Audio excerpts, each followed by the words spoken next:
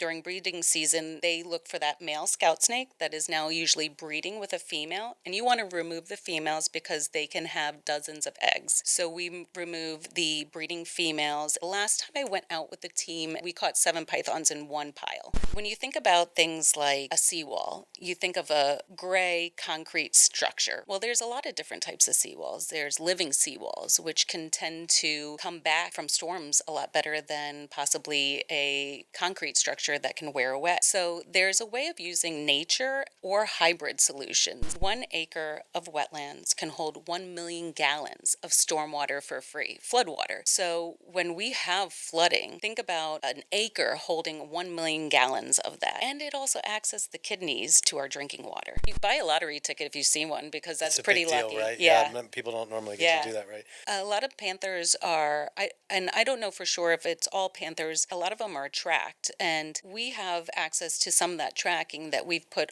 available on our website, and it's the telemetry of all the dots of where these panthers go in the areas that are being built.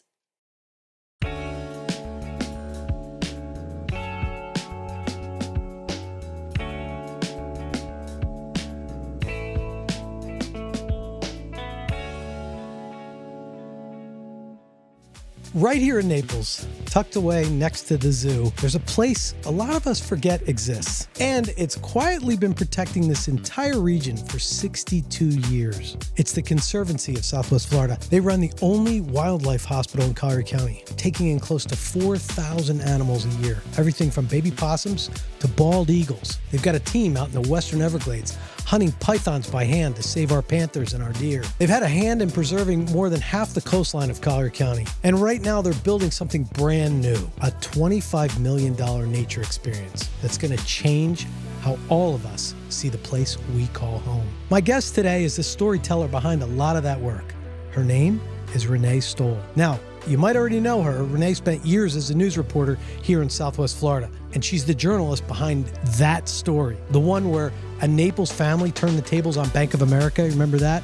They foreclosed on the bank. Over 100 million views. But these days, she's chasing a different kind of story.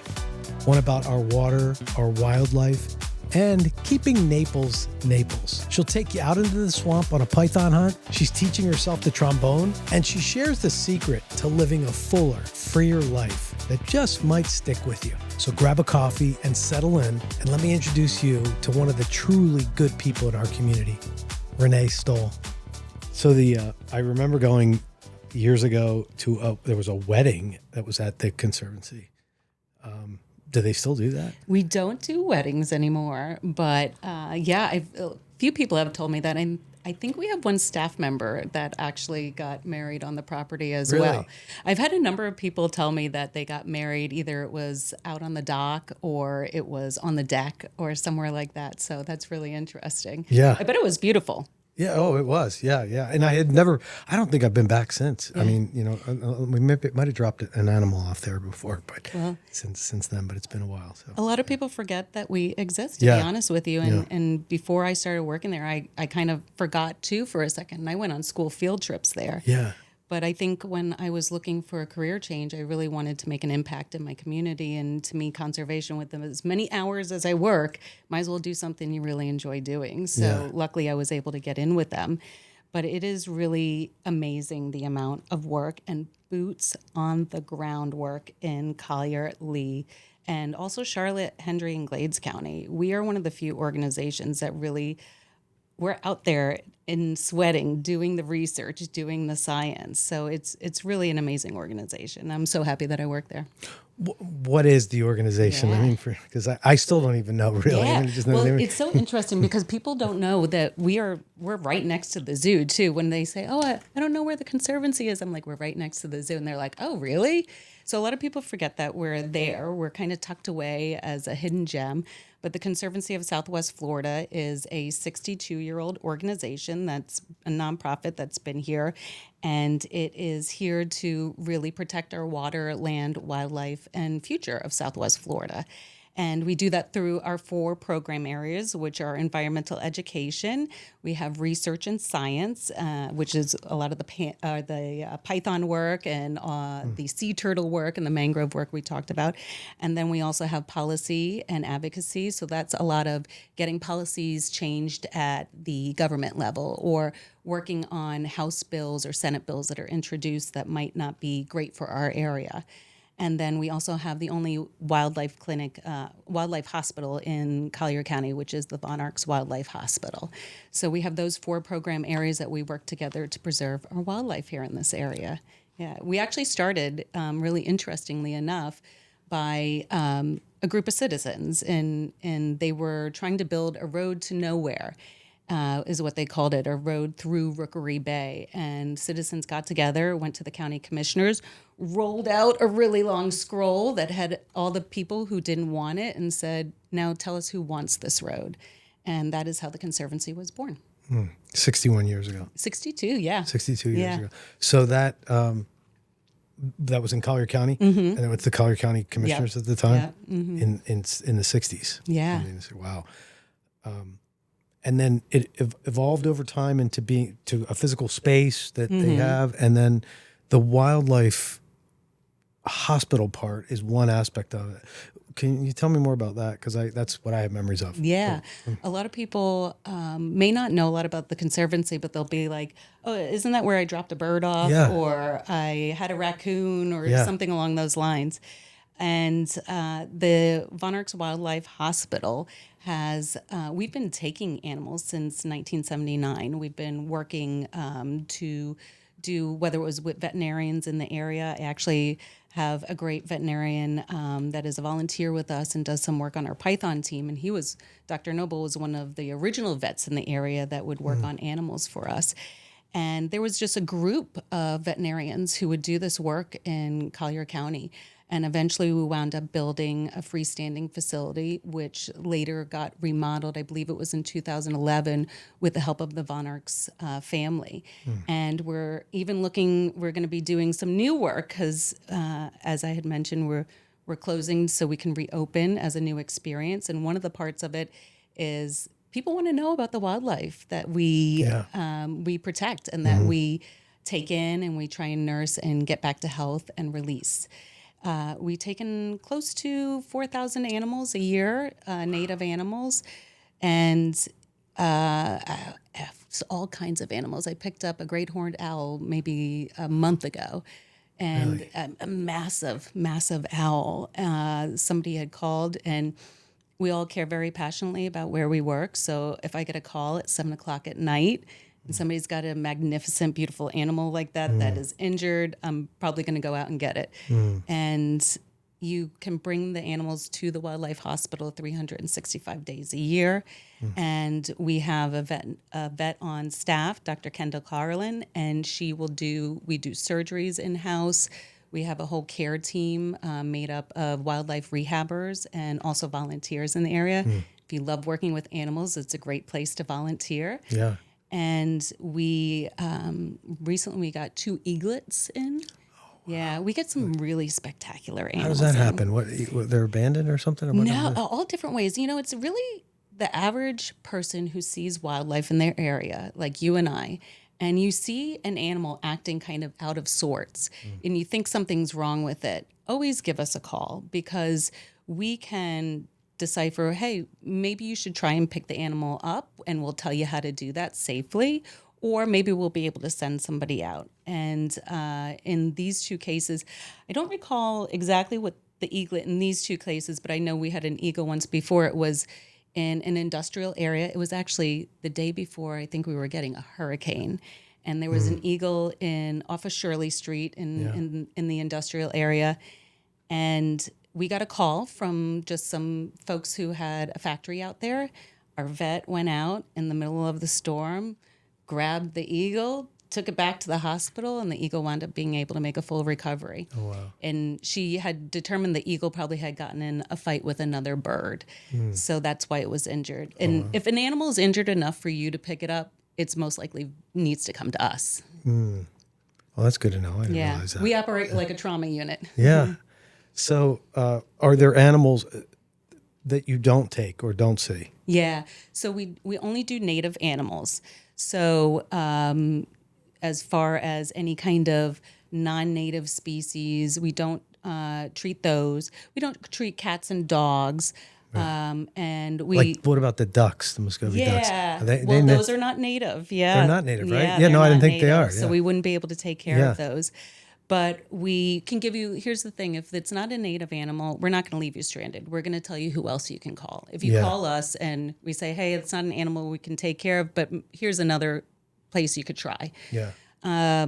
Yeah, we do a lot of that. We don't do like sea turtles. That would be something Sanibel Captiva, Crow might be able to do, or Sanibel Captiva Conservation. Okay. But we don't do that type of animal, but we do just about everything else. Yeah. Native. Hey, let me interrupt for just a second because I've got something for you. If you're watching or listening right now, you're a part of this, the Robert of Philadelphia Spotlight on Good People Family. And I don't take that lightly. So I want to give you a gift. Not a discount, a gift. And whether you've been to us before or you've never set foot in any of our salons, I'd love for you to come in as my guest. We'll give you one of our signature blowouts. And the part everybody comes back for, our famous head, neck, and shoulder massage. The kind that honestly transforms your entire day. And while we take care of you, you'll have a chilled glass of Prosecco in your hand. On us. Just for being a listener. Now, one important thing. This is my gift to you for right now, this summer. So you've got to claim it by September 30th, 2026. After that, this one wraps up. So if you're catching this in the summer of 2026, don't sit on it. Go claim it today. And hey, if you're finding this episode somewhere down the road and that date's already come and gone, go to that page anyway, because there's always something waiting for good people. That part never changes. Here's all you do. Go to ropsalons.com/goodpeople. That's ROP as in Paul, salons, SALONS.com/goodpeople, all one word. And we'll set the whole thing up. That's it. Thank you for being a part of this. It means more than you know. Now, let's get back to the show. Oh, I noticed over the years, we used to just have this, well, I used to call them chameleons, but they weren't. They were anoles or whatever the little lizards are. But more recently, there's all kinds of lizards that we have here. Yeah. You know, from iguanas and all the rest of that stuff. Yeah. Those are not native. Those are not native, yeah. We have a group in our science department that researches non-native species. We haven't gotten too deep into some of the lizard species yet, mostly because we have a small team, and if we're looking into it, it's usually something that's doing a lot of destruction. Which is the snake, right? Which is the python, yeah. Right, The python has depleted a great deal of very large animals. White-tailed deer is one of them. And the panther is also wanting that same item. That's their meal too. Yeah, so they're competitive for the food source, and we don't want that with the panther because there's only about 120 to 230 panthers left. That's it. Wow. Yeah. Wow. Yeah, so we want to be able to protect our native species while eradicating the invasive species. So with the pythons, for instance, our team goes out. They have trackers. They put in 40 scout snakes. We just released one a few weeks ago, and basically these trackers are put into the snake, male scout snakes. Then during What is a male scout snake? It's a python snake that they capture. Okay. Or it could be one that's bred from captivity, but these are all captured. And they implant a tracking device. Okay. And then they release the python back into its natural habitat where it was found. And then they're able to track. We have about more than 13 years of tracking data, and also data on just tissue samples of every python that we have ever captured. So every season, our team goes out, and our main scientist on the project, Ian Bartizak, will go out. He'll go up the plane. He'll get all of the telemetry points for the pythons that are out, or scout snakes. Then they go on the ground by foot into about a 300 square foot area of the Western Everglades. And it's needle in a haystack to me, it feels like. But to them, they have their tools that are telling them their satellite devices. And you could be standing, and this literally happened, standing on top of a python And you're like, but where is he? Because they're so camouflaged. They're underground sometimes. They're using Gulf or tortoise burrows. They're really adapting to, like when we have a cold snap, they've learned to adapt to a lot of these things. And they're actually pushing more north because of that.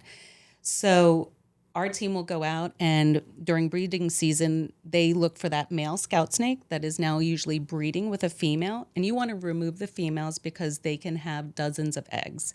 So we remove the breeding females. And the last time I went out with the team and we had a trip like that, we caught 7 pythons in one pile. And it is grabbing the pythons, bagging them. Every single python has a tissue sample that is done of it because they're scientists and researchers, and they're trying to see if the eradication methods are working.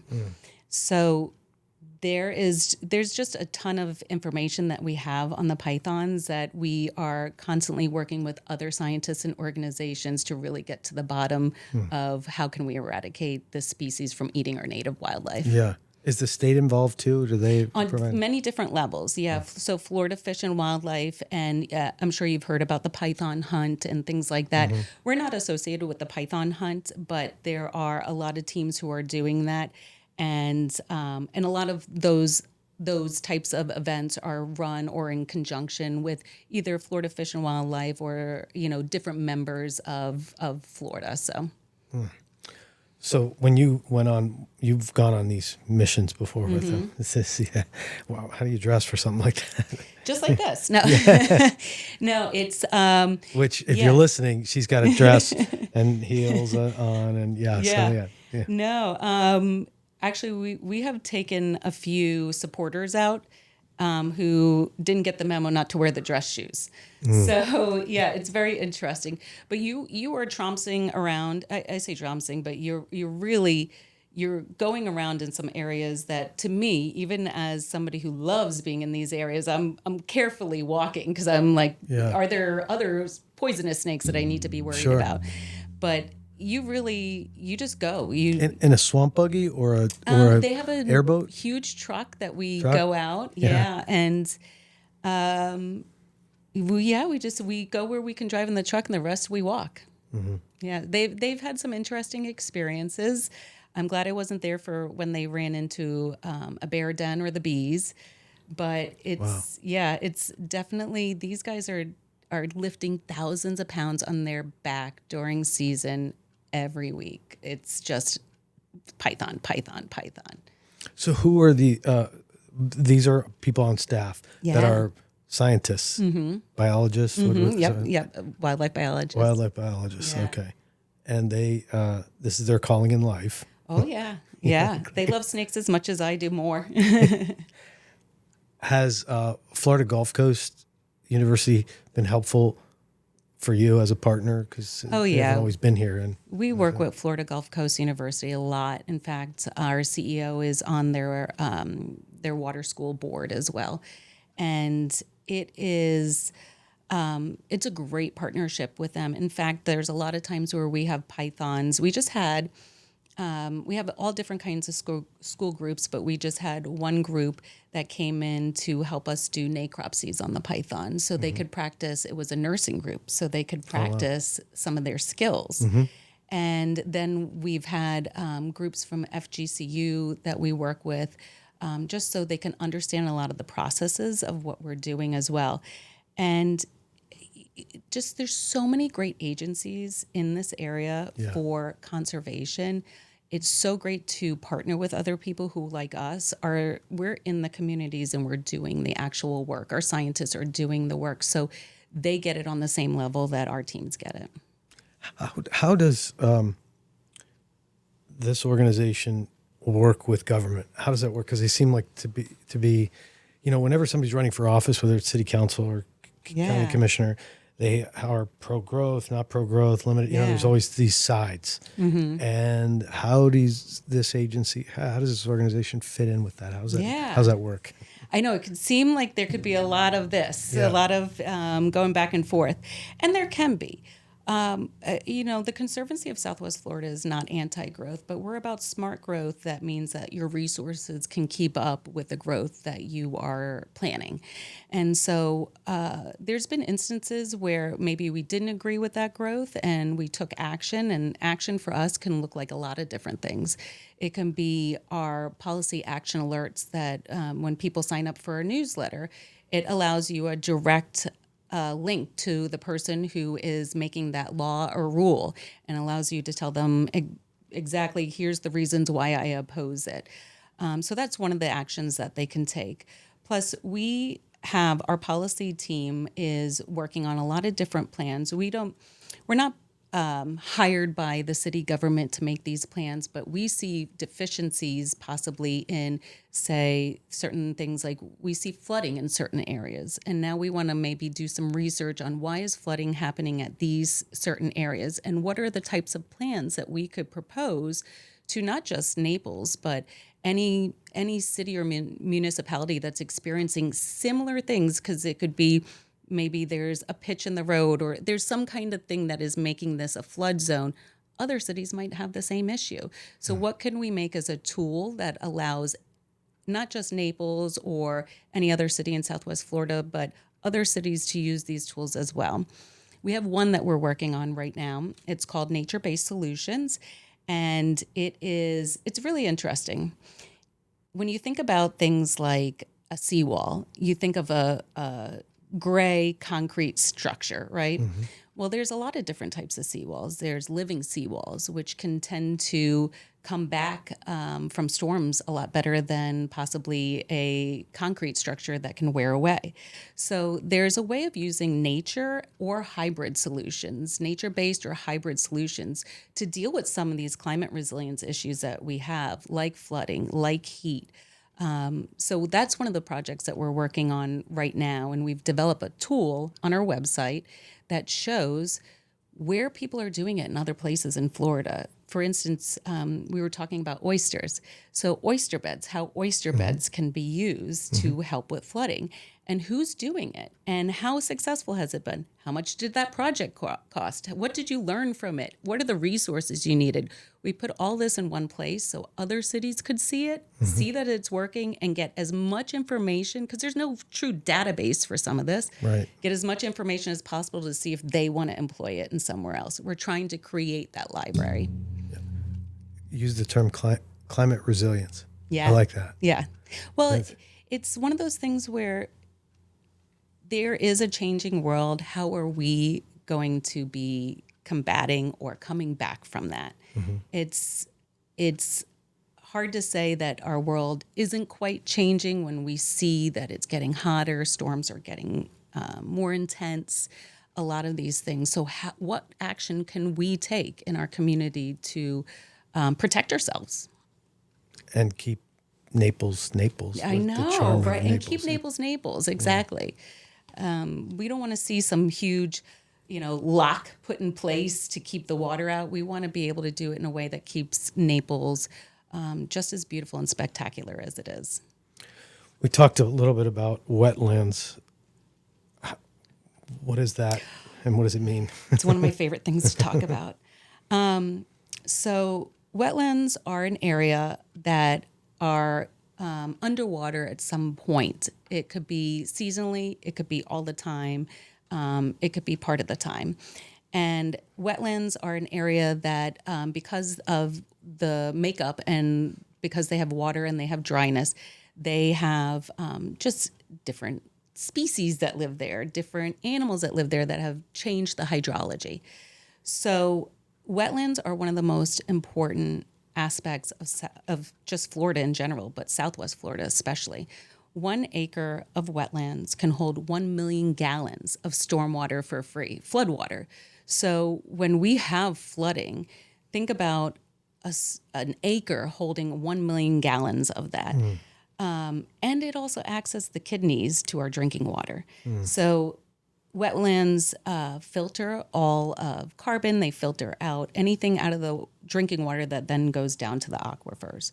So, they're just so essential. And we we are changing the way Southwest Florida is when we get rid of our wetlands. And our team, our policy workers and scientists have done studies on the percentage of wetlands that have gone away in Lee and Collier County over a number of years. And I don't recall off the top of my head. I remember one number being 33%, but it is quite significant.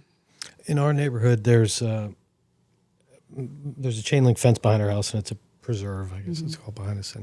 And in the summer, it's got standing water in it, and in the winter, it's dry right now until the rainy season comes. And we're not allowed to touch anything there. It's a preserve. Is that a wetland? Is that like a designated wetland? Or it could be. I guess I would have to know exactly where it is. Okay. I mean, it's off Livingston, but it's like our HOA is it by is the very North strict. Collier? Yes. So as a matter of fact, Nicole Johnson, who is the director of policy, that was one of the first projects she worked on at the Conservancy when she joined more than 27 years ago, was preserving, they wanted to make more ball fields at North Collier Park. And she worked to say those wetlands are some of the hardest working wetlands that you have. So you're better off keeping them. And she was able to convince the county to take another look, and they were able to keep the wetlands.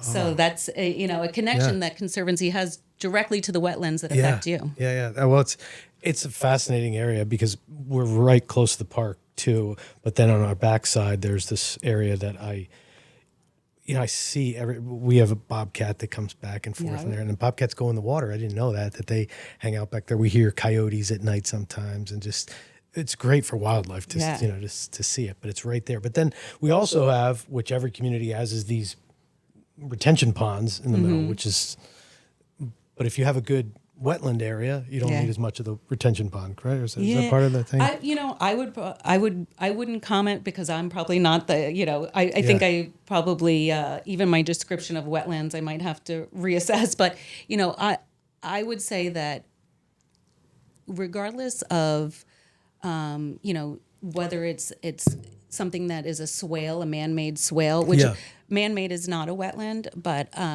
or if it's a true wetland, the idea is that we have sometimes more water than we can handle. And how are we really dealing with some of that? And the wetlands are a nature-based solution that are really one of the most fantastic ways to deal with it. So your background, how did you end up here in this position? So how did I end up here? I wound up, I grew up here in Southwest Florida. So like I said, I've always been attached to our environment here. I've always really enjoyed it. I went to the Conservancy when I was in grade school. We did field trips. I will never forget Miss Walter's class in 4th grade at Bonita Springs Middle School, and she took us on a wet walk. And that changed my life, I think, probably because when you're in 4th grade and it's a really wet walk, you have to swim because it's a little deep and you're, only 4 feet tall.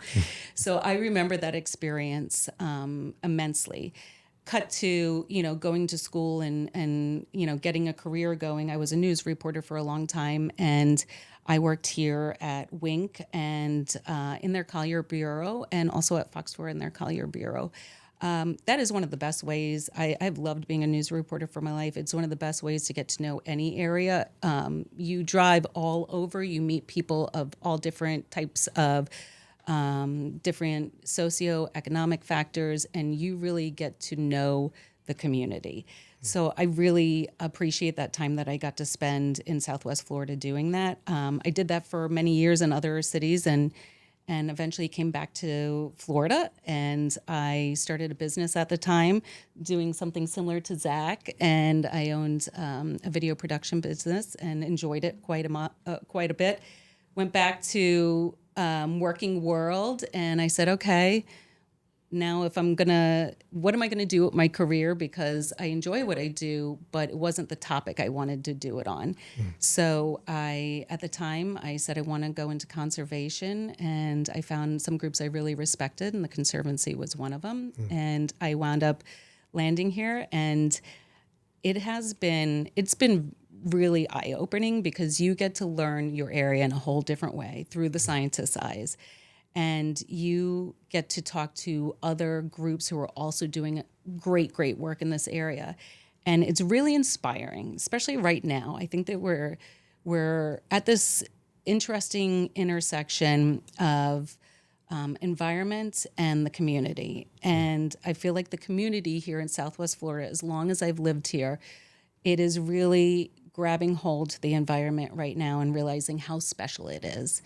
So it's so amazing to see people interested and wanting to learn more. So I'm getting to rediscover the Conservancy in that way every time and see it through somebody new who just moved here and see it through their eyes. Yeah.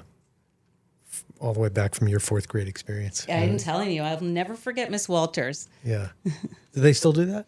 You know what? I think they did. Does the Conservancy still go outreach to schools? Yes, we do. God, I think we had 24,000 children that we educated last year in 1 year. So we do tons with the school system. We work with the Collier County school system with field trips that come out.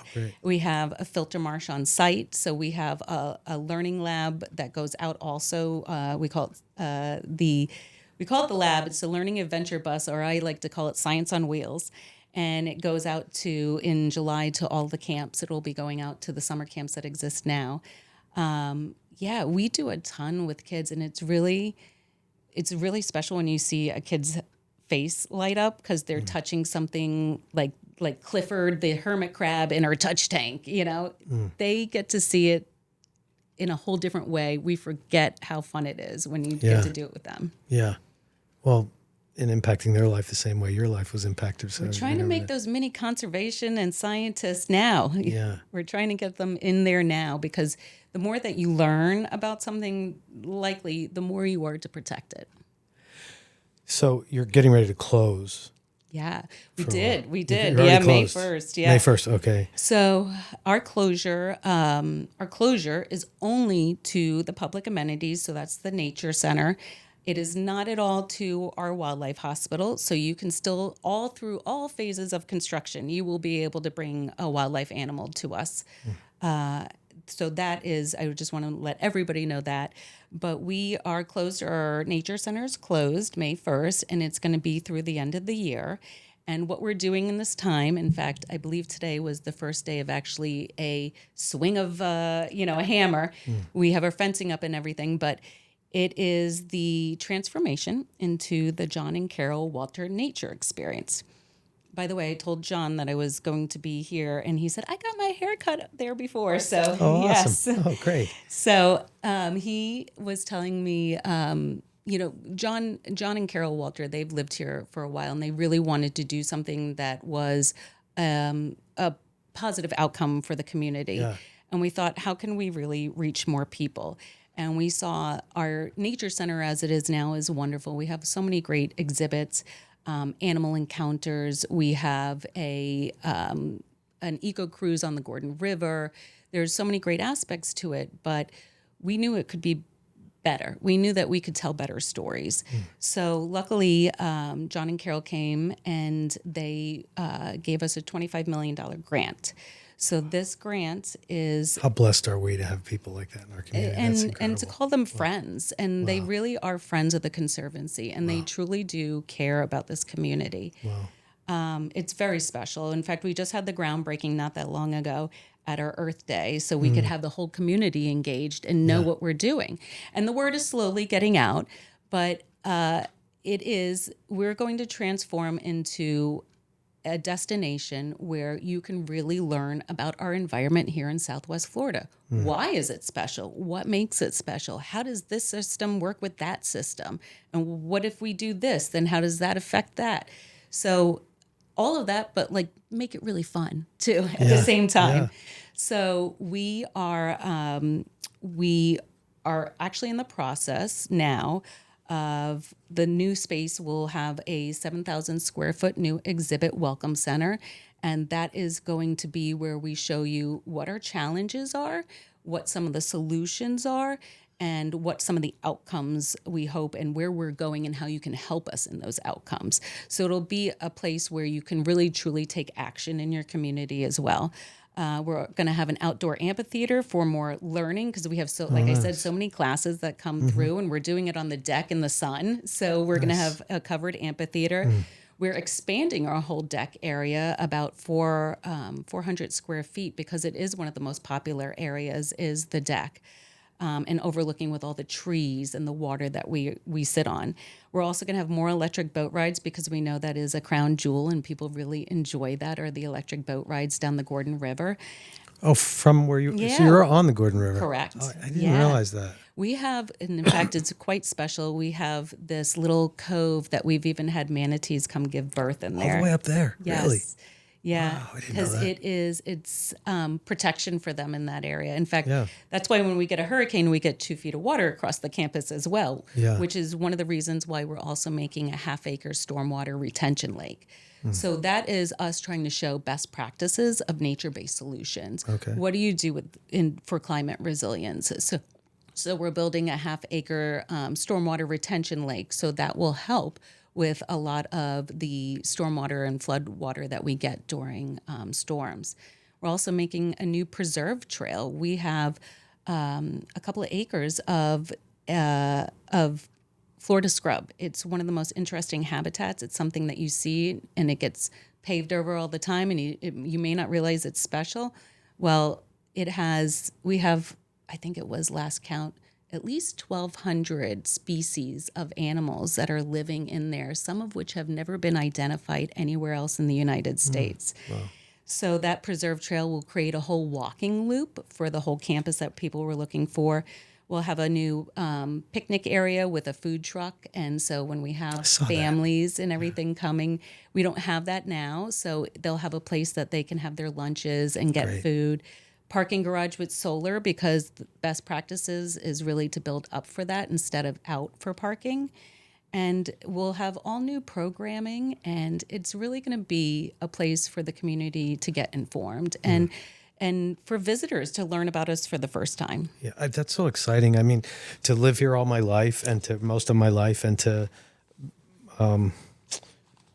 really still forever be in awe of where we live and the environment that we're in. I have so many people who come visit us to the salons or to my family parts of life and all walks. And what a great place for them to go. Yeah. Like almost like an attraction, but to really get to learn about how special it is. Because I have vivid memories of moving to Florida from Philadelphia, and it was so radically different than anything I knew. The concrete jungle that I came from, to come here in this, this beautiful place that was so different.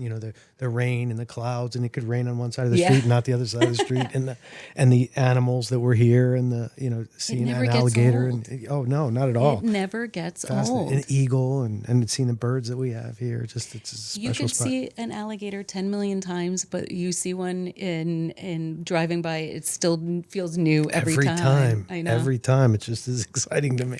And same with the wildlife. When I see an eagle, I just got to stop wherever I am when I see a bald eagle. You're so lucky to live on a preserve, because that is truly, the amount of things that you can see just in that area, in such a small area. And like you said, bobcats. Love it. Yeah. Yeah, it's really interesting. And it truly never does get old. And to learn about some of the animals that we have, threatened and endangered species, and what's going on with those species, has really been interesting to me, because, like you said, I didn't know until I started working there how few Florida Panthers there really were. Jeez, I didn't know a lot of the history of how they got the numbers up by bringing in the Texas cougar and having them mate with the Florida panther, because the panther numbers were even lower at some point.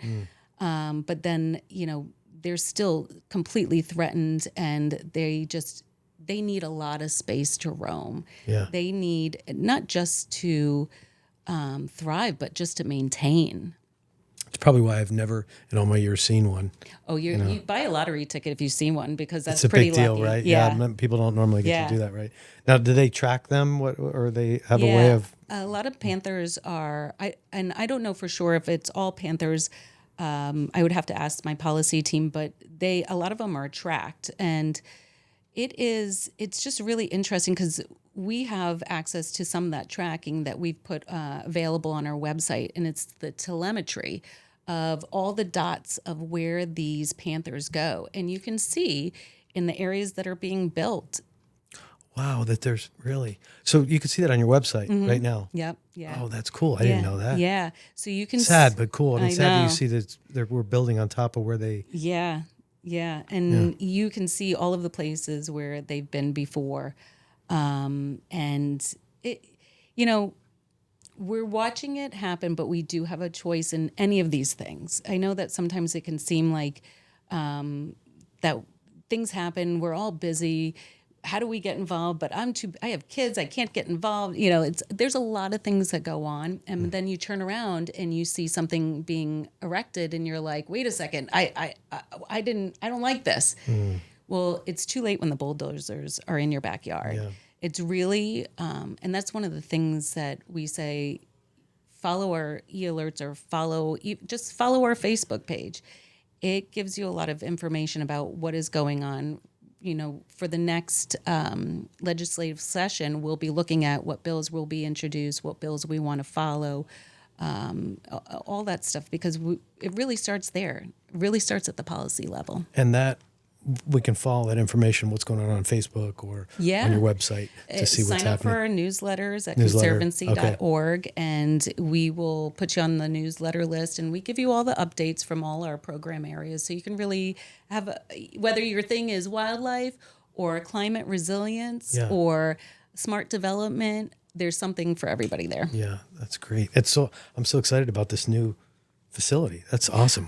I'm great man to do that. So Great so family. pumped about it. Yeah. It's really going to be more than just ecotourism. It's really going to be for me as a local. It feels like a gift to the locals. Yeah, that's what I'm excited about. Yeah. I was looking at it before talking to you. I was like, this is great. I had no idea. Well, and that's the thing. And I didn't know before I got into working with the Conservancy how water tables work. You know, I'm no scientist, but I can understand at a certain level, and I want everybody to have that understanding because it changes your perspective. Yeah.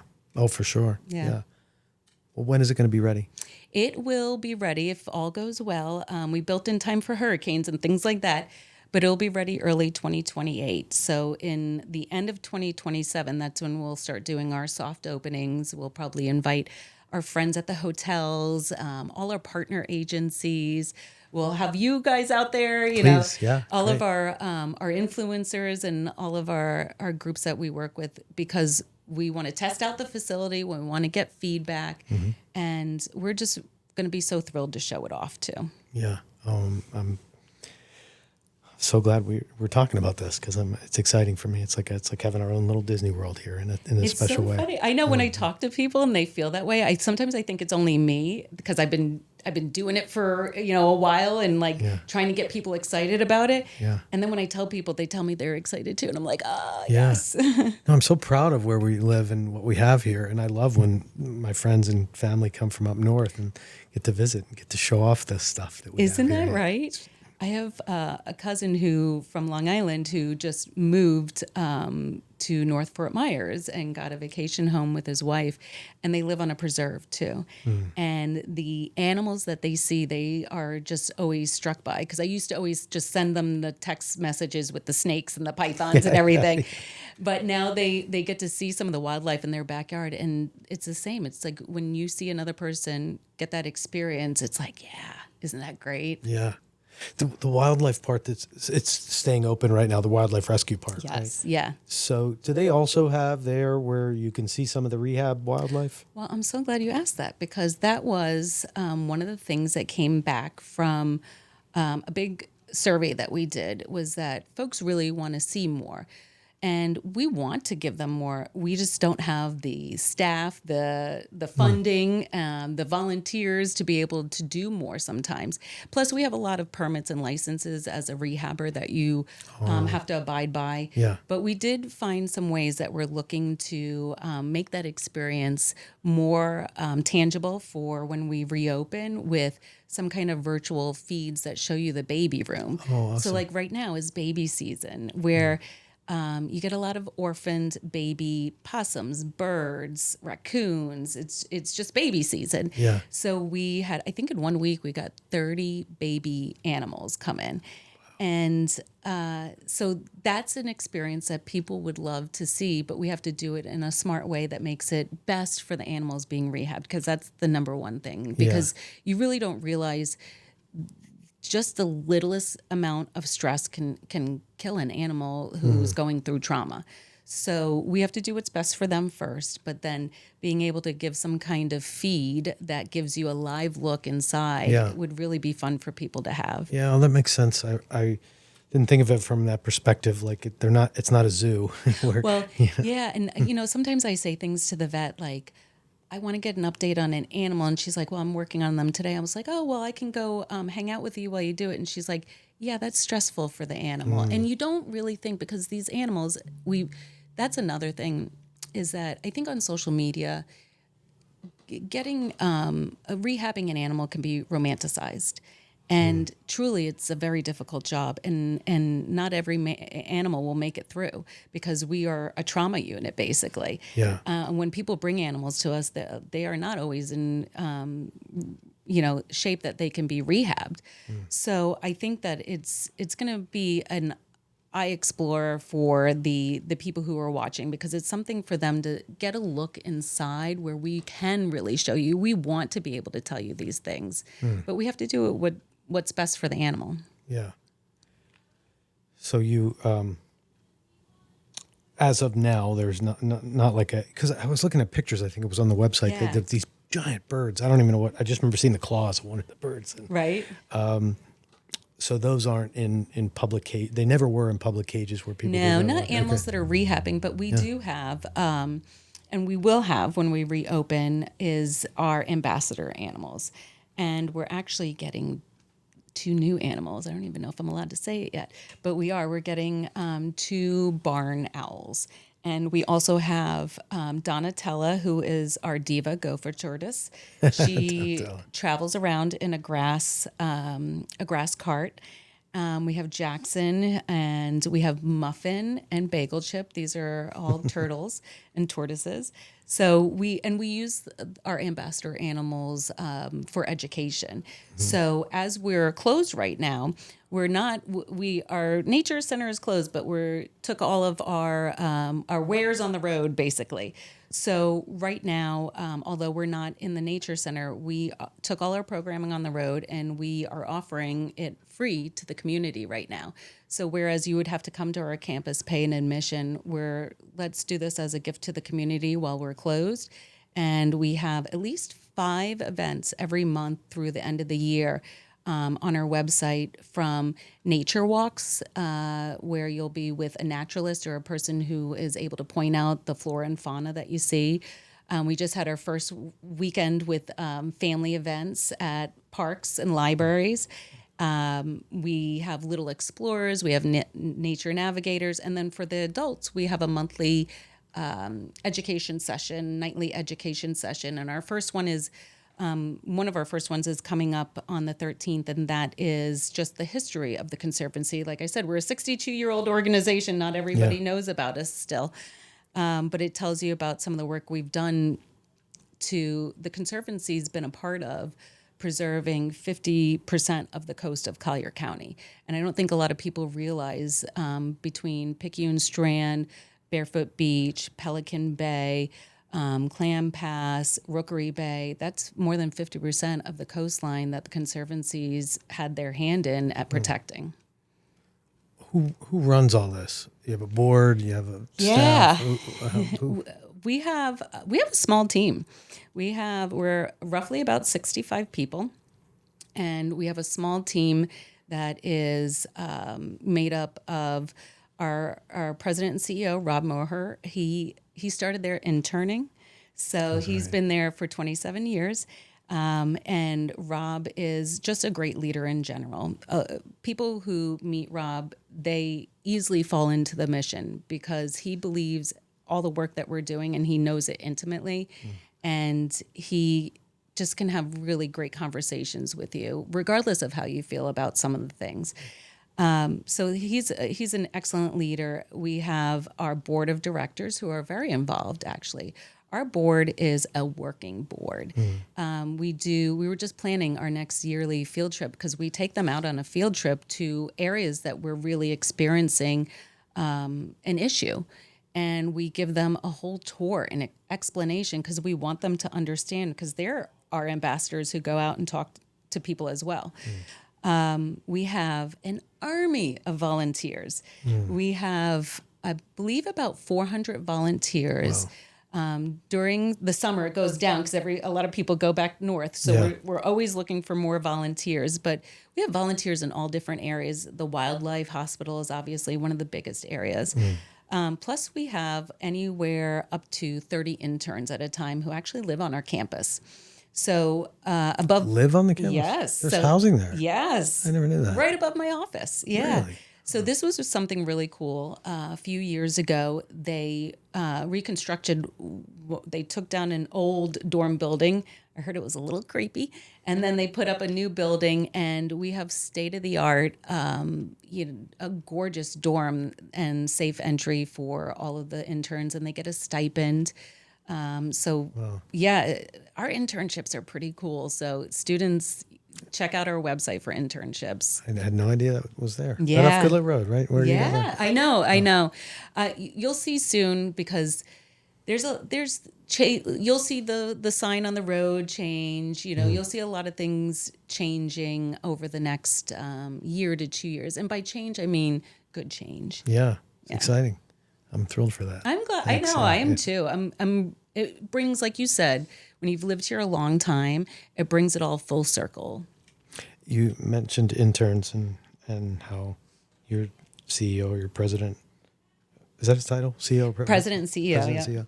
He started as an intern. Did you start in the media industry as an intern too? Or I did. Yeah, not here. I went to USF. I went, it's really actually. So you're a Bull. Before they had football? Did they have football? No, they had football then. They did because, football, yeah. One of my friends at the time wound up playing professionally, who was playing for them. Is that right? Yeah. Oh, yeah. But he was a friend actually from high school here. But USF, first of all, Not great. Prater. What's that? Who's that? Anthony Henry. Oh, okay. Yeah. Okay. Yeah. And so I haven't seen him in a very long time since I lived in Tampa, but there, USF was a fantastic school to go to, and especially for broadcast journalism is what I majored in. I did a lot of schooling before I picked a major, so broadcast journalism wound up working out excellent for me because we had WUSF, which had Florida Focus, which they also have here at WGCU, which is their nightly program. Ours was run by students. This one's run professionally here at WGCU. But really just great access to internships and things like that. And I just fell in love with not being in an office and being doing something that was out in the world and talking to people. And I love video storytelling. Storytelling is you can just move people so well with good storytelling. And then I worked in news for a long time, and I love being an advocate for people. And a lot of the organizations I worked for, it was about holding the powerful accountable. And I did some really, really fantastic storytelling, and eventually decided I needed a change, and still did storytelling, just wanted to do it in a different realm. And at the Conservancy, there is no shortage. And that's why I feel truly blessed there. There is no shortage of beautiful images to look at of where we live, of the work that we're doing in the actual communities. Yeah. It is a content maker's dream. Yeah. Oh, true. Yeah. Yeah. I like the way you say that. Yeah. What most people might know you for, or have seen you for, is the story that went very viral. Yeah. When the man what did he do? What happened with I did a story, trying to remember what year it was. And it's funny because Todd Allen is still a local attorney here, and I still talk to him every once in a while. That story has got to be, it's more than a decade old. I think it's probably between 12 and 16 years old. Mm-hmm. But what happened was there was a group who owned their house outright in the estates. They never had a mortgage to begin with. Bank of America filed up some paperwork, said they had a mortgage, and foreclosed on them for not paying their mortgage. Well, they flipped it on Bank of America, and Todd Allen, their attorney, came to Bank of America with a moving truck and deputies to foreclose on Bank of America because the judge had said, "Hey, listen, you never had a mortgage. Bank of America owes you now," and they never paid. So then they flipped it on them and foreclosed on Bank of America. That's great. And I know that Todd still talks to those homeowners, and every once in a while, because I think at the time the story wound up getting aired on the Daily Show. It went all the way to the top, and it was something that struck a chord with a lot of people. So much so that it crashed Todd Allen's website. I remember that weekend. Yeah, awesome. So I think it's really interesting because it was a great story, and we always say every time it comes back around, I think it had 100 million views initially years ago, and every time it comes back around and it has a couple million views, we're like, should we do something? Should we, have a reunion? Yeah, that was a special. It really did. It captured a lot of the emotion that was going on in society at that time. About 2008, 2009. So that was, the bubble burst. Yeah, it was like good, because I was in that situation too. I had a foreclosure on me, and Bank of America, they didn't listen. They didn't listen to anything you had to say. They just weren't talking to people, and it was so great to get him back in a way. Yeah. It just felt so justified or something with that. A lot of people did with that story. So, and it's a story that lives on in infamy. Yeah. I have seen it come around on TikTok now. I've seen it come a few different places. So it still strikes a chord with people. Well, I was watching an interview you did 8 years ago, and you and the person interviewing you were talking about how the news industry has changed and evolved. This was 8 years ago, and you guys were talking about the YouTube and all the social media at the time. But everything you said there was even going back 8 years, because so much has changed in even 8 years. But you were kind of ahead of the curve in a lot of that, in the fact that even when you left the news, it was like time to, before things had changed too much. Yeah, I have to say I have great connections with a lot of our local journalists. Some that I worked with that are still at some of the stations doing amazing work. And I asked them, how hard is it now? Because there's so much misinformation that gets thrown around. A lot of people use the term fake news in a negative connotation with them.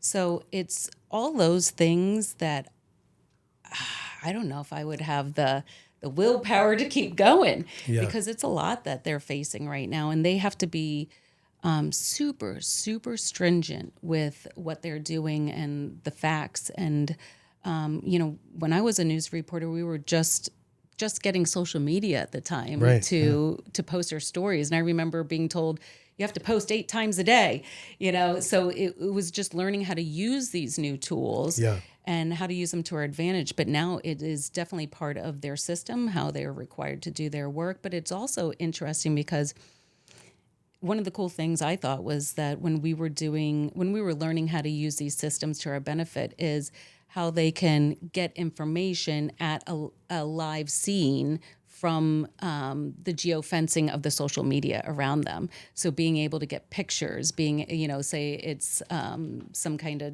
accident or something like that, being able to get the pictures they need and stuff like that. So it's a tool, not just for putting out communication, but also for them to get what they need in return. Well, you had something about you that enabled you had to relate to all kinds of people to get a story, right? Yeah. You had to work your way in the back door and talk to different people. That was how I got all my jobs too. You had to convince people. Yeah. That is one of the most, and I try and do it now as much as I can. I am so thankful for my time as a news reporter is in being able to talk to so many different people. It's like doing a long-standing survey in your community, because you're talking to people about the things that matter to them and why they matter. So you get to learn a little bit about a lot of things. So many different businesses. You get to travel to so many different areas. You learn about niche stories that probably will never make it on air because it doesn't have the right visuals. And that's the unfortunate thing about the society that we live in, is that sometimes you can't have a story because it doesn't have the right visuals. One of those stories for me when I was working in news was mental health. My brother died from schizophrenia. And so I always wanted to do mental health stories. And because there wasn't enough sexy video for TV, you couldn't do them as much because it would be graphic heavy or file video heavy. Yeah. So I think that sometimes we miss out on some good journalism just because the video content isn't fantastic that goes along with it. Yeah. Do you think with the openness of so many platforms now that has also opened it up to be able to display more things like that? I think so. I think so. I also think that sometimes, and this is probably anybody who works also in a corporate office, you get so much information thrown at you on a daily basis. And what do you pay attention to and what do you don't pay attention to? Yeah. As a marketer, I think the same thing. How am I getting my message across about what we're doing at the Conservancy? What's my hook there? Fortunately, I've been a part of the Florida Public Relations Association Southwest Florida chapter for a while now. And what a great group of people if you're in marketing, communications, advertising, PR, any of those things, because you really get a group of people to talk about new ideas and how to work through some of these challenges. Like email used to be the best way to get a hold of somebody, but now people aren't even checking their emails. So what are some other ways to do that? And what are the new ways? And a lot of technology that maybe normally if I wasn't in this job, I might be a little what I call FOFO, fear of figuring it out. So I might be a little bit like that, but I have to force myself to do it too, because people may not like AI. They may think certain things about AI, but it isn't going away either. So how can we use that for science and research? How can we use that for getting our message out at the Conservancy? How can we use it to help better treat animals? The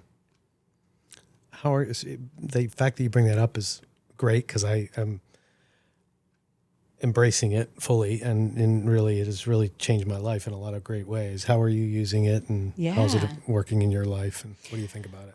I use it in a lot of different ways. So for me, sometimes it can be a great feedback tool too. We have one that is built in with our organization's main database, basically.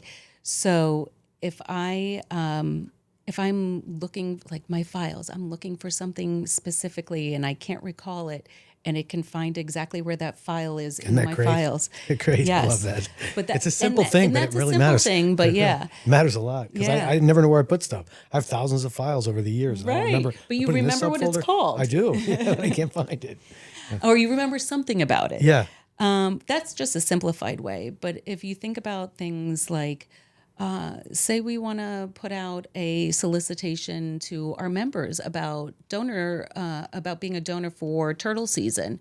Well, I might have it know my my audience, and I've loaded all of my demographics, typographics, everything that they do to this bot, basically, that is then going to read the piece that I am going to mail them, read it as if you are that person. And it can generate feedback of what struck a chord with them and what that's didn't. Great. Oh, that's pretty cool. I like that. Yeah.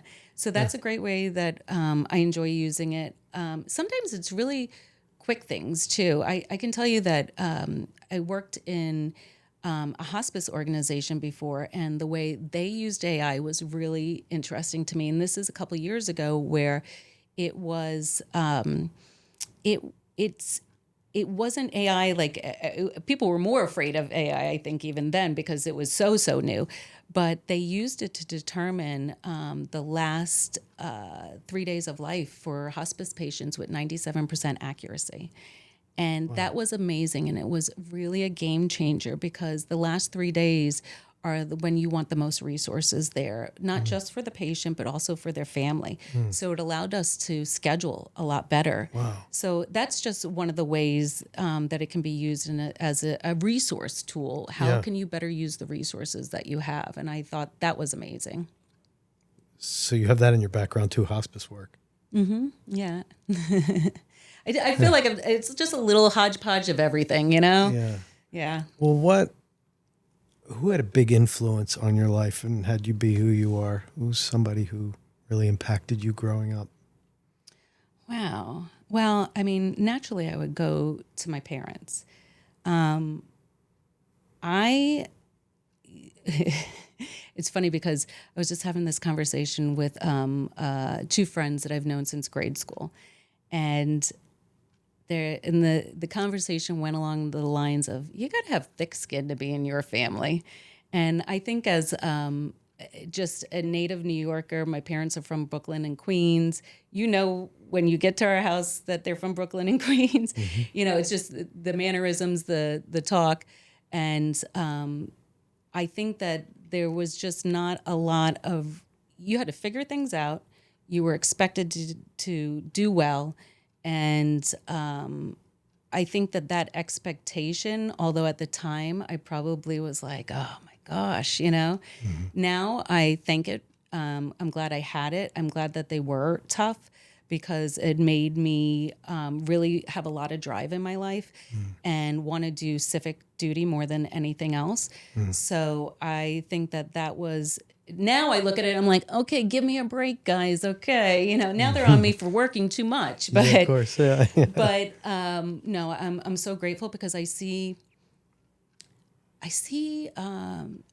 just a lot of kids who are growing up or people who are about to go into the work market, or I have Gen Z folks that I manage, and it is different. And you really have to, they didn't grow up the same way we did. You know, I didn't grow up with a screen in my hand, and we didn't have to deal with some of these things. And it's a whole different world for them. So really, I have to take what I think, use some of that, the wisdom, but you have to really harness it for them. It's not just the way we wanted it because that's the way it was when we grew up. It just doesn't work like that anymore. Yeah.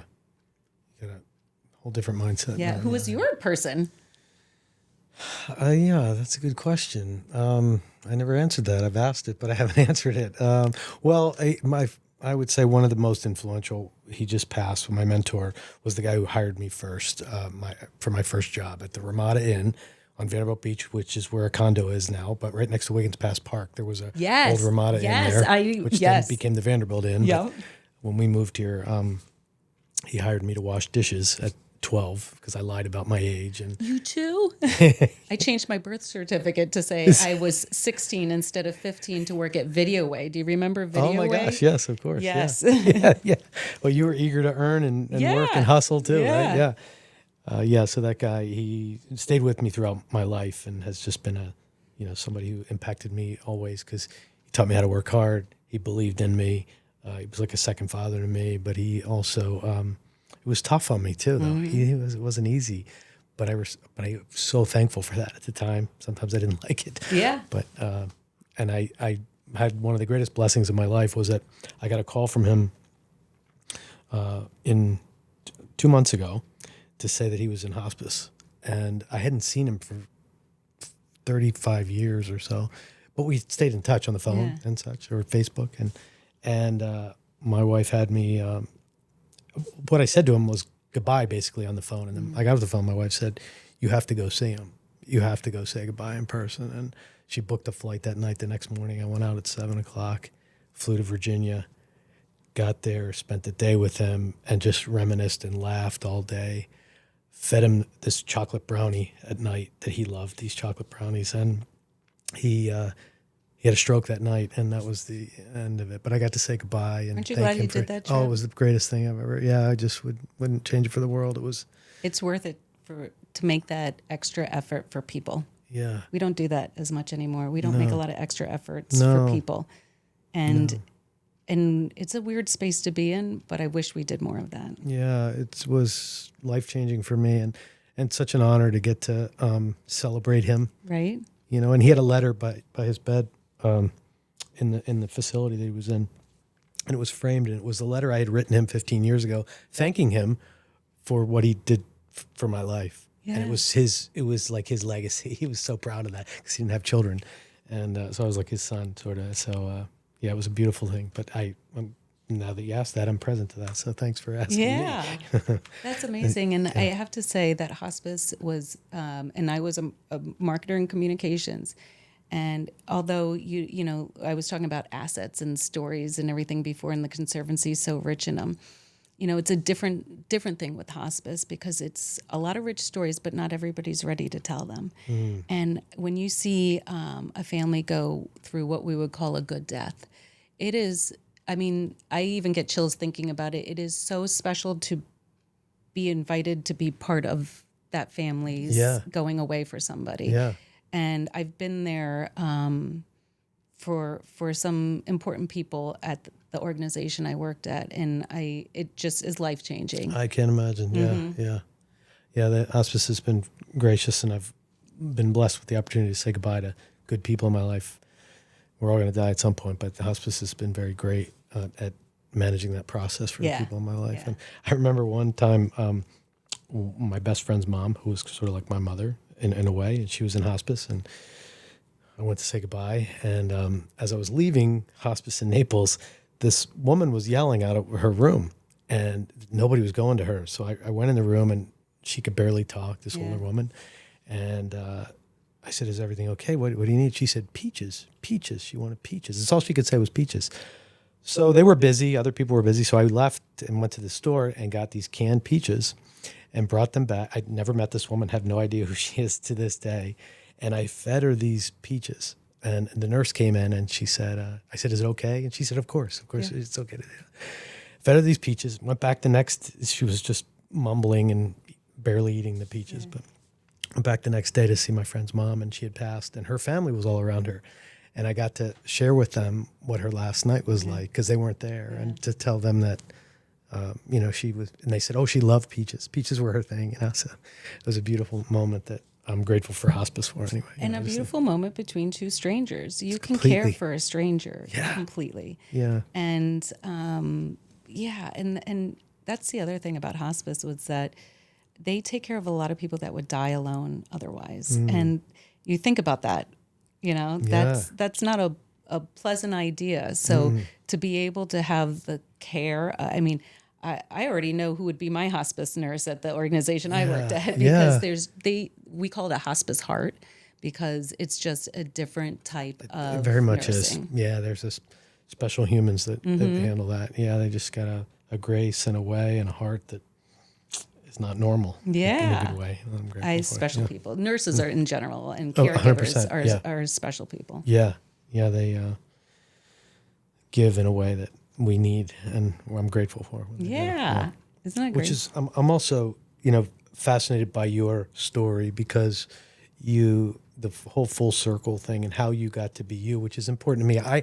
I do this podcast that we do because we have so many gems in our community. We have so many wonderful people. I know. And we're so blessed. And there are so many great people that believe in it, that love it, that are passionate about it. So instead of, what most people are attracted to online is the failures, the catastrophes, the drama, it's fun to watch that, but to celebrate the good humans here, and, the people that are making a difference. There are a lot of them. And if we just keep it there, the whole community, a lot of change is happening around us. So that makes us all feel a little bit uneasy. Yeah. But where we can keep it the same is how you and I treat each other and how we respect each other.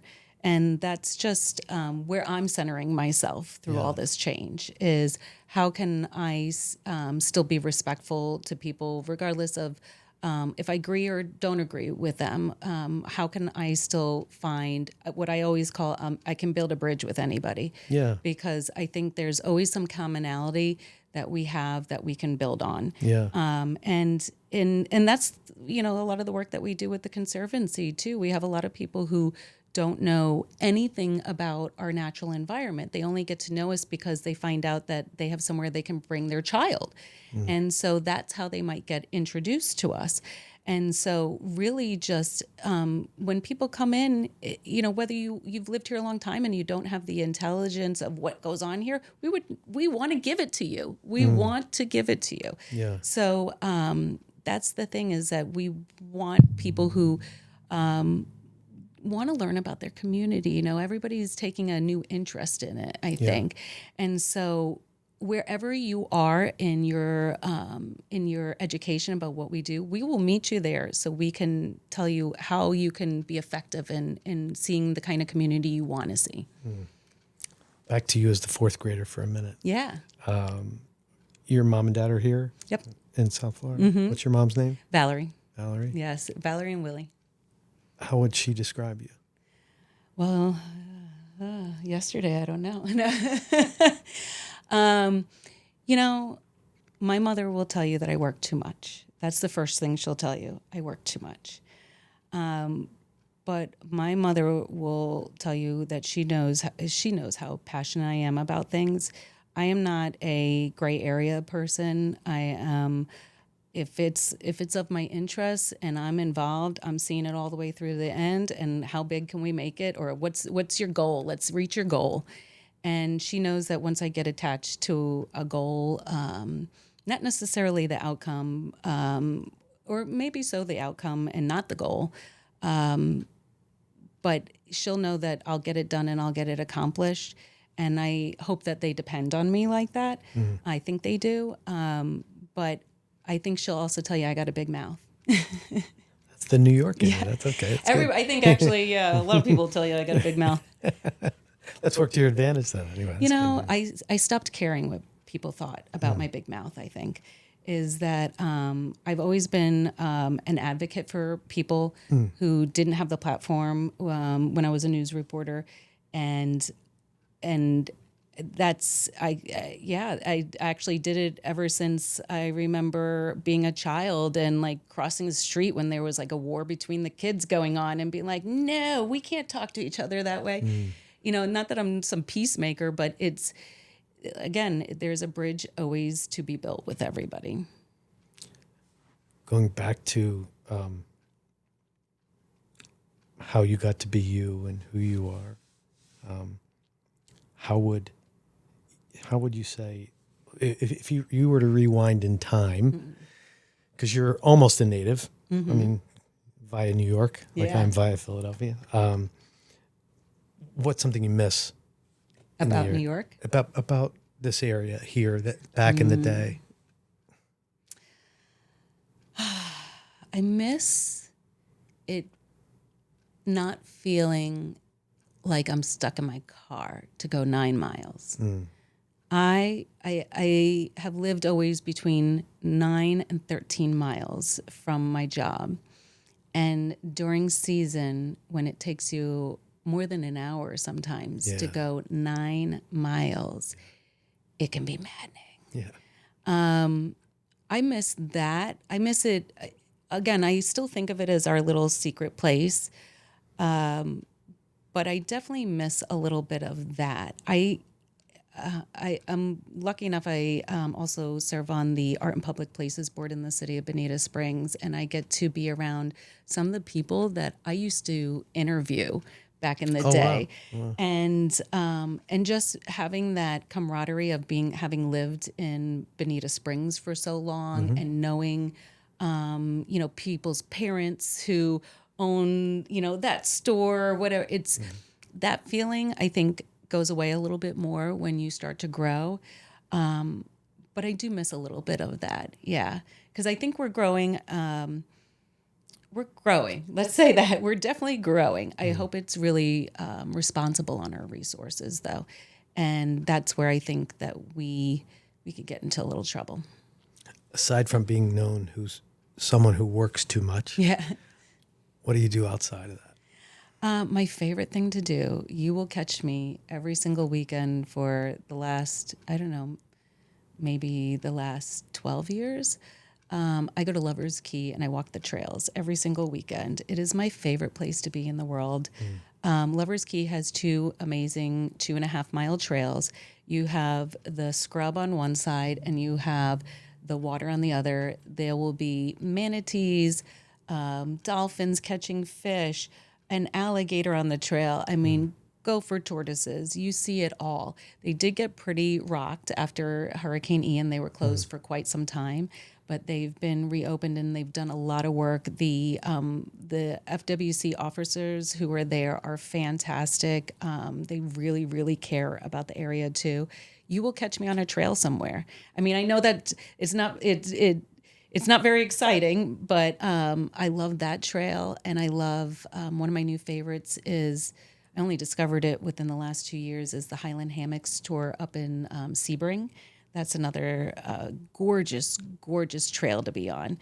I just like being outside and even on the hottest day, just enjoying some nature and being an explorer in my own backyard. Yeah, I think that's great. I think so many people, myself included, I don't take the time to appreciate or enjoy where we're at, where we are, things like that. Go to Mount Lachey, go to St. James City, go to Sanibel, Captiva, Goodland, go to Stan's, check out something you haven't seen in a while. Haven't been up to Lover. Actually, I haven't been on Bonita Beach Road on that side going up for years, since before the hurricane, well before.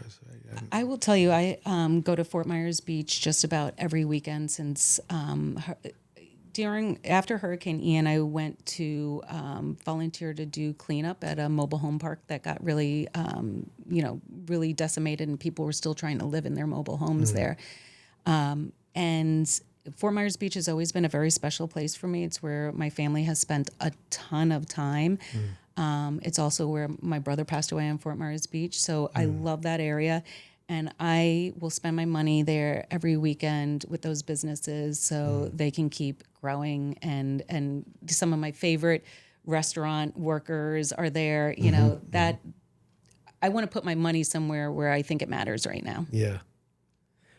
Lover's Key is, or where you go hiking. What's that? If where you go. Yeah. Is where on that route to Fort Myers Beach? Yes. Right before the bridge? Yes. So if you go to the Bonita Way, you get to go over Little Carlos Pass, and then you go, where the dog park is, the dog beach. There's also a dog beach you can right take there. your dog. Yeah, I remember that. Yeah. And it's, first of all, you're going over the bridge and you're like, do I really live here some days on the weekend? Because it could be 8:00 in the morning, but boats are out, people are doing their paddle boards and it's, jet skis are out. People are fishing on the bridge. It's truly feels old Florida. If you weren't doing what you're doing now, what do you think you'd be doing in life? I would probably still be a news reporter. I just loved that job a lot. Never paid well, but I just like talking to people. I would still work in storytelling in some way. I've done documentary work before. That's my true passion, and I'm actually working on a documentary with the Conservancy right now. It's a crazy story too. It is. It's how the Picayune Strand came to be, and it involves hair oil salesmen who were developers and sold swampland and made gazillions of dollars and ruined the hydrology permanently almost for our area, all the way up into present day, and how the Conservancy was involved with helping make that a state park and getting it. They just did the ribbon cutting for that area in January. So the restoration project. So our part in that restoration project, it's got all the different twists and turns, and we have a scientist, Kathy Worley. She is a treasure. She has been with us 30 years doing scientific work in the mangrove areas in our area, and she tells a story like nobody can. So it's going to be a good one. So it's in the making. And yes. Where will we be able to see it? Well, hopefully it'll be done in the next year. We will definitely be having different showings for it and whatnot. I'm hoping, because I was fortunate enough when I did a documentary last time that they put it in the Naples Film Festival. Oh, cool. So I'm hoping maybe the Naples International Film Festival might consider this one. Wow. But we have a lot of partner agencies that we would explore to share it with. Any books or podcasts that are on your current list right now? I actually just got a few different books on my Audible. So when I'm on my trails, that is one of the things I really enjoy doing. But I don't read fiction. That's the only thing. I'm pretty boring when it comes to that kind of stuff. My my last book that I downloaded was Economics for Dummies because I wanted to understand world economics a little bit better than just my MBA class gave it to me. And let's see, I had one it's on my nightstand right now. It's about managing stress and how you need to fully go through the stress cycle to be able to manage your stress. And then there was another one, I'm trying to think, it was a podcast, Change Management. That's what it was. Because at the Conservancy, we're going through a lot of change, a lot of transformation. So how do you make that easier, more effective for the staff who've been there, some of them many, many years?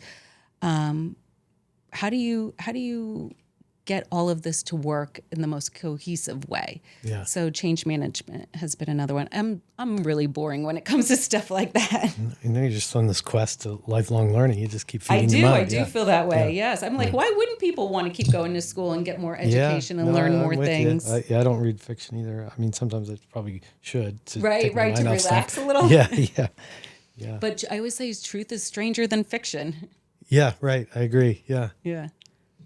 Change management is the last one you said? Change management? Okay. Yeah, that was the podcast I was listening to because I'm relying on some Lean Six Sigma principles I learned at FGCU when they do the Lean Six Sigma credentialing. So, yeah, it's just interesting ways to use logical tools to get to the bottom of a problem rather than just thinking like, why do people think this and make a bunch of reasons? Let's really get to the problem. Yeah, Six Sigma, that's a whole world in itself in Yeah, business. Right? yeah. Six Sigma, which I don't even know what I But mean. super useful tools though. Yeah. And you self-taught a lot of that? Or did No, you I was fortunate enough. We did a training at an organization I worked with where they had us all get trained to be yellow belts in Lean Six Sigma. Oh, okay. Yeah. So, listen, if there was free education at any place I worked, I was taking it. You want to give me tuition reimbursement? I will find classes to take. Yeah. I think, I get it. It's work. I don't have kids though. Let me preface that. I don't have kids. So somebody who has a family might be like, yeah, sure, she can say that. But after I got my MBA, I went and got my APR with the Florida Public Relations Association. But now I'm like, I've been working in this area. I'm like, what's my next degree, biology or political science? Right. You know, It sounds like one of them's where in do your I calling. use? What do I use next? But all those tools, again, it's just exploring what you don't know. Yeah. Do you have a hidden talent? I'm learning to play trombone. I played trombone at Bonita Springs Middle School. Jeff Swartout, I will never forget, said, I don't want to play trombone by myself. I was going to play saxophone, and he convinced me to go play trombone. So I did it for a while, and now I'm looking for just relaxation output. And so I'm going back to trombone. So have you always had one? I had to buy a new one, and I actually forgot. I didn't buy a bass clef. I bought a B flat one. So now I've never played B flat, only a bass clef. So now I got to learn kind of all over again. And what's the difference in the two? One's like a higher pitch, and the bass clef is kind of like the one that you think of where it goes really low notes. Okay. But the only reason why I love playing it so much is because it has that spit valve on it. So then, if there's somebody you don't like, you just open up the spit valve on their shoe. Yeah. Forgot about that spit valve. Yeah. How long ago did you start on that quest? I've been on a quest to. Music was one of the first things I went to school for. Actually, I went to school for fashion design and merchandising. I can make a 3-piece suit for you. And sew it. Yes, I that's got a my lost first sewing talent. machine at 11. Wow. And my mother taught me how to sew. So there were times I made really That's cool. stupid clothing that I wore to school. How fun is that? That's great. I'm glad I have the skill now. And then I went to school for music. at the time, I there weren't as many professions that I knew available, like music therapy. So I didn't last long for that, but I want to get back to some kind of artistic endeavor like that. So I tried left-handed guitar for a little while. I used to play a little bit of that. It was just too hard to jump back in again. So now I'm going to trombone. So on the subject of music, I like to find out what's on the current guest playlist, because we're building a Spotlight on Good People Spotify playlist of just what's on your current list. So right now I'm in a mood, and I have a few artists that some new and some old, but I'm in a mood. So I've been playing a few things in a row. First of all, I love Lake Street Dive. They are a group that I discovered through Pandora. I love Lake Street Dive. They're like a bluesy Bonnie Ray sound. It's really great. Honey Drops, the California Honey Drops. That's a new one that I was listening to too. How do you find them? I have a well-trained Pandora, I guess. Oh, I mean, it serves you different songs that are in your, I ask it to give me some new tunes sometimes, like Harper O'Neill. That's another one that I absolutely love. You know who's a local group that I really, really like? I saw them last year when we partnered with the canoe races of Naples, and they brought back the canoe races to benefit the Conservancy, and we have that going actually this Saturday. And they had a band there called Moonstone Riders, and the singer was fantastic, and all the instrument players were fantastic. So then I saw them at Sugar Shack in Bonita. And then I was like, we need to hire these guys for Earth Day. So we wound up being able to hire them for Earth Day. And then recently I was at Sugar Shack and they played there again. So I was like, they're a local group who is fantastic. Have they published anything on Spotify? I'm sure they have. Yeah, I haven't bought anything off there, but I'll have to take a look. Some days I need Rage Against the Machine though. There you go. I love the Rage. I'm looking to learn. I'm housing the song "Housing" on my trombone, so I'm looking to learn that. How awesome will that be?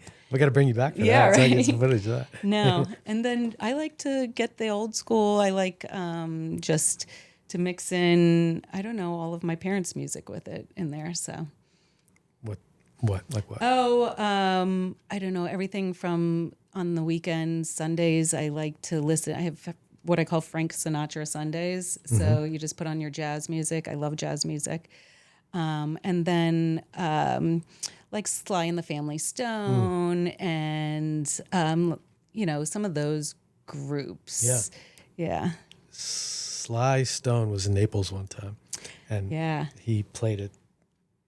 Used to be called Chapter 11, which is down by where the Cove is, somewhere down here. It was an old place a long time ago. And we were there, and he was there that night. He had gotten up on stage and done one thing, and then we went to 7-Eleven after, and he was there and asked us for a ride.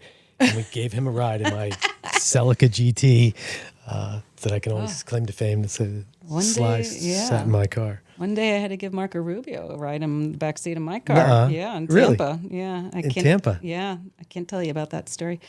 This is pre. This is pre-news days. Yeah. Yeah. Oh, pre-news days. Okay. Yeah. Yeah. There's a lot of people that sometimes Marco was in your car. Can wind up in the back seat of your car. Yeah.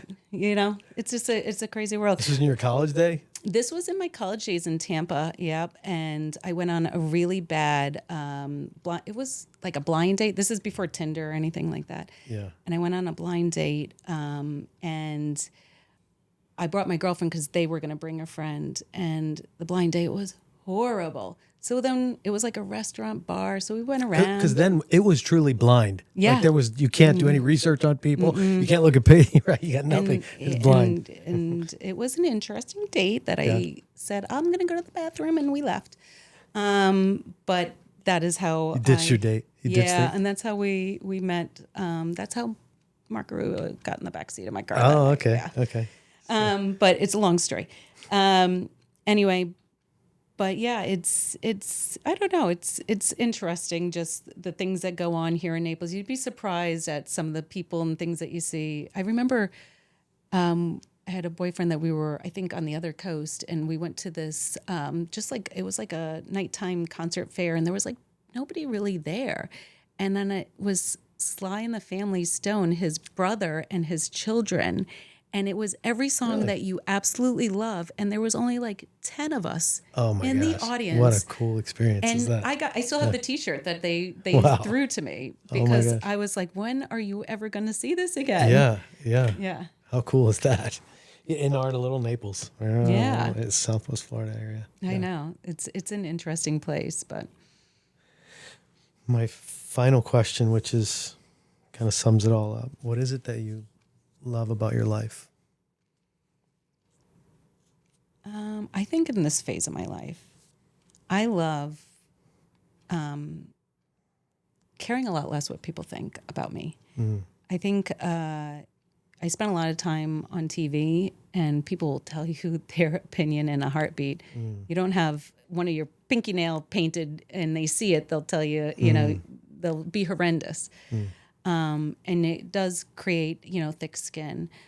But I have to say that the moment you really care a lot less about what people think about the words coming out of your mouth, I mean, I'm not saying act reckless, but the moment you take some of that away, you live such a freer life to also be more giving to others. Because sometimes you don't share your time, your talents with people because you're afraid of that first initial step of making contact or volunteering or reaching out or just being curious. A lot of times people just don't ask questions because they don't want to be looked at or be, you know, be scrutinized, or they don't want the attention. But the moment you start just, you know, putting a lot of that to the side, and just if you're honest and you're trying to make true connections, that's the best you can do. And I think that in this phase of my life, that's been the best part, because like I said, I don't have children. I can go, you know, eat at a restaurant and go hang out by myself, but I have to be okay with doing that too. You know, not everybody is. And I think if you just get out and you have more conversations with people and just show kindness. I mean, it sounds ridiculously easy. Than it is these days sometimes. But I think that has been the best part of this phase of my life. I love that. Yeah. I'm glad I got to spend time with you and meet you and recognize somebody who believes in, loves, and is passionate about where we live and this community and is a good soul. So thank you for what you do, and thank the whole family of people, John and everybody else who's a part of making this special. Yeah, I'm glad you're on that campaign. It's awesome. I am too. I am so excited for the community. Yeah, it's great for all of us. Yeah. Thank you.